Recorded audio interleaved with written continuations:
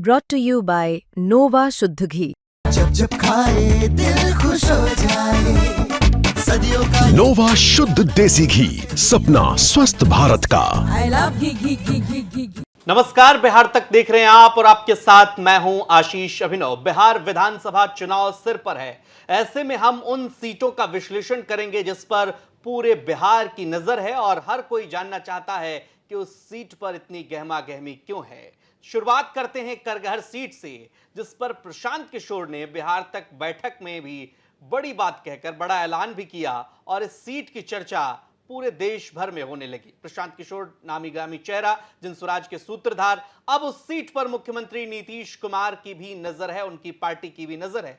इस सीट पर हम चर्चा करेंगे। हमारे साथ हमारे सहयोगी इंद्रमोहन सर हैं। सर, करगहर सीट को लेकर अब चर्चा जो है पूरे देश में हो रही है, बिहार में तो हो ही रही है, और चर्चा की शुरुआत, चर्चा को जन्म देने वाला चैनल अगर कोई है तो वो बिहार तक है। बिल्कुल, बिहार तक बैठक में आए प्रशांत किशोर जब अपनी बात रख रहे थे, उसी दौरान उनसे ये सवाल किया गया था कि आप चुनाव कहां से लड़ेंगे। इसी सवाल के जवाब में उन्होंने कहा कि जन्मभूमि या कर्मभूमि।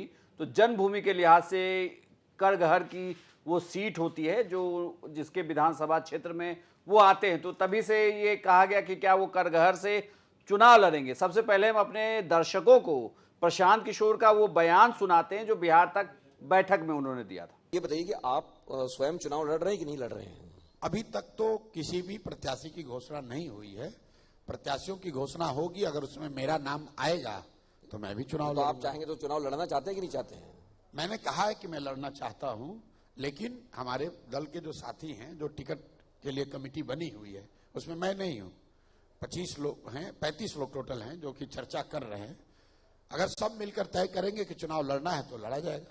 नहीं तो पहले चर्चा हुई थी कि आप नीतीश कुमार के सामने लड़ने जाएंगे या राघोपुर से। मैंने पहले भी कहा है और अभी दोहरा देता हूं कि अगर नीतीश कुमार चुनाव लड़े तो निश्चित तौर पर मैं चुनाव लड़ूंगा, पार्टी से लड़ के भी लड़ूंगा कि नहीं भी हमको लड़ने का मौका दिया जाए।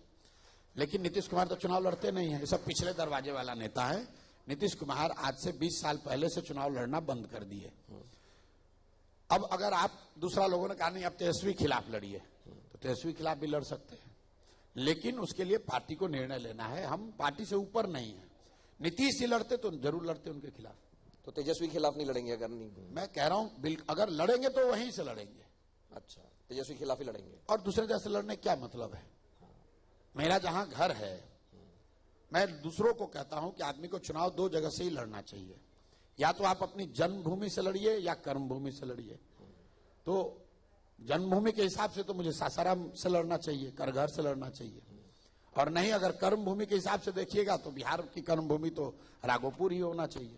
प्रशांत किशोर यहां साफ तौर पर कह रहे हैं कि जन्मभूमि या कर्मभूमि में से किसी एक सीट पर चुनाव लड़ेंगे, वो करगहर हो या फिर वो राघोपुर की सीट हो जो तेजस्वी यादव जहां से विधायक हैं। लेकिन बड़ी बात यह कि करगहर की अब चर्चा क्यों होने लगी है। एक तो प्रशांत किशोर वहां पर किलाबंदी करना चाहते हैं। अगर प्रशांत किशोर वहां चुनावी मैदान में उतरते हैं तो तमाम गुना गणित वहां पर बदल सकता है। अभी तक जिस सीट पर फैसला एक तरीके से समझिए तो बीएसपी की पार्टी किया करती थी, क्योंकि उसके उम्मीदवार जब भी चुनावी मैदान में उतरते हैं तो वहां दलित वोट जो है वो फैसला करता है कि चुनाव जीतेगा कौन। इसी का नतीजा रहा कि 2020 में वहां कांग्रेस चुनाव जीती। लेकिन चर्चा अब इसलिए भी हो रही है कि 3 सितंबर को प्रशांत किशोर ने यह बयान दिया और तारीख है 10 सितंबर, जब मुख्यमंत्री नीतीश कुमार करगहर जा रहे हैं। करगहर जाकर मुख्यमंत्री नीतीश कुमार, ये कहा जा रहा है कि एक बार फिर से वो चाहेंगे कि ये सीट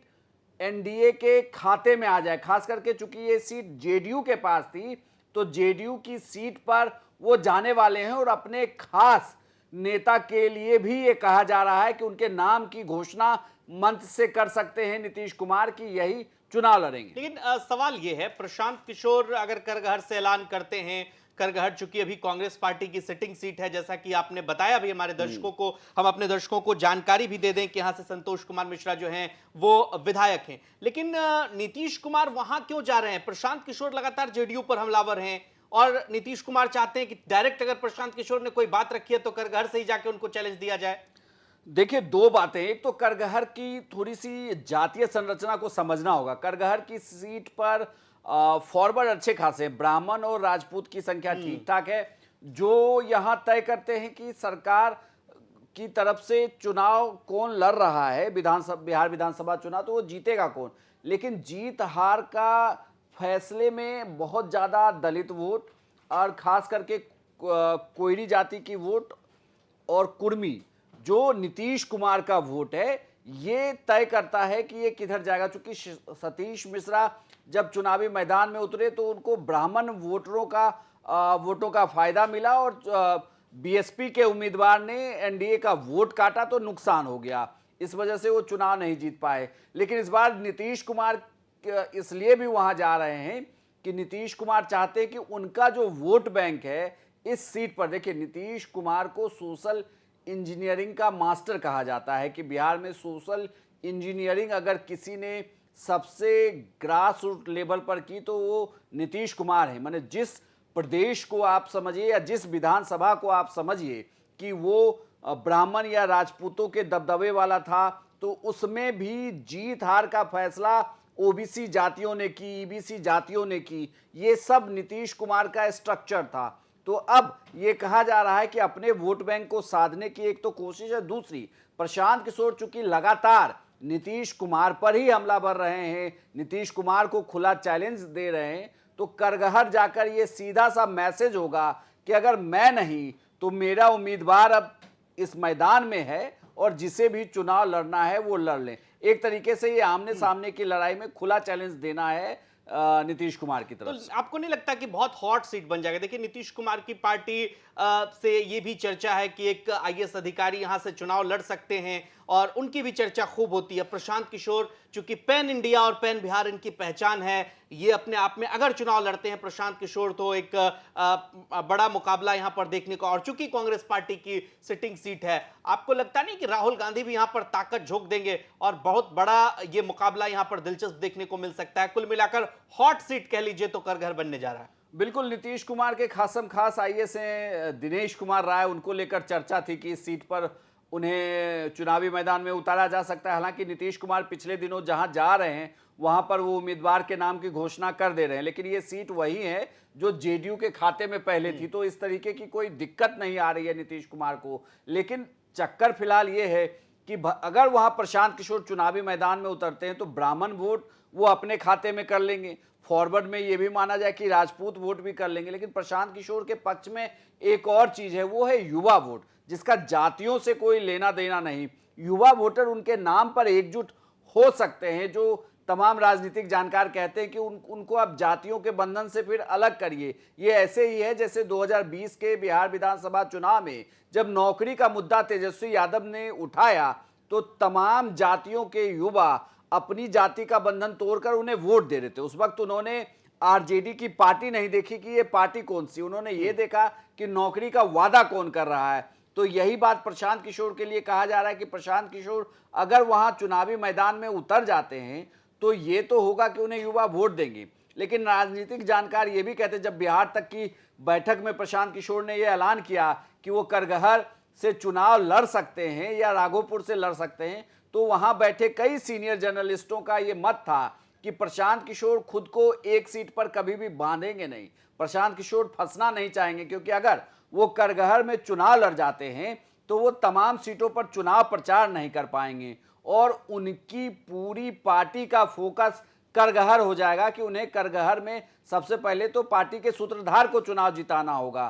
तो ये कहा जा रहा है कि शायद ही प्रशांत किशोर चुनावी मैदान में उतरे, लेकिन बड़ी बात यह कि वो भले ही ना उतरे, जिक्र कर दें और वहां पर अगर कोई उम्मीदवार उतार दें और नीतीश कुमार जाकर वहां चुनावी रैली को संबोधित कराएं, वहां पे रैली कराएं और अपने उम्मीदवार का हाथ पकड़ के ऐलान कर दें कि करगहर से अब हमारे ये उम्मीदवार होंगे, तो समझिए कि नीतीश कुमार ने मोर्चा खोल दिया है। अब जवाब प्रशांत किशोर ठीक को है, देना। आखिरी सवाल जो महत्वपूर्ण सवाल है कि अगर करगहर से प्रशांत किशोर, जैसा कि आपने कहा, उम्मीदवार उतारेंगे या खुद चुनावी मैदान में उतरेंगे, तो सबसे ज्यादा नुकसान किसे पहुंचाएंगे? अगर अगर अगर बराबर के तराजू पे ही देखा जाए, क्योंकि देखिए आपने खुद कहा कि बीएसपी वहां पर महत्वपूर्ण भूमिका निभाती है, और लेकिन जब इस त्रिकोण में एक चतुष्कोण जुड़ जाएगा, प्रशांत किशोर आ जाएंगे, तो सबसे ज्यादा वो किसको परेशान करेंगे? देखिए, अगर प्रशांत किशोर चुनावी मैदान में उतरते हैं या सीधे माना जाए कि जनसुराज इस सीट पर अगर कैंडिडेट के तौर पर उतरता है तो नो डाउट नुकसान पहले अगर जातीय समीकरण में उनका उम्मीदवार या खुद प्रशांत किशोर